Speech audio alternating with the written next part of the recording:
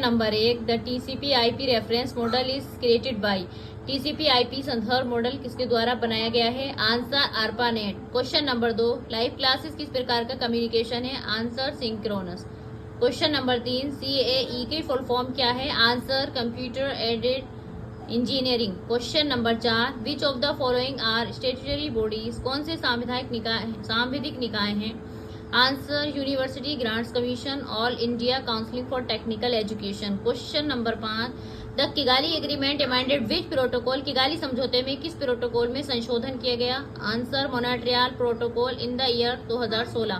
Question number 6, under the university act of 1904 universities were given the authority to recognise. 1904 के विश्वविद्यालय अधिनियम के तहत विश्वविद्यालयों को मान्यता देने का अधिकार दिया गया। Answer secondary schools. Question number 7, arrange the following computer memory type from slowest to the fastest speed.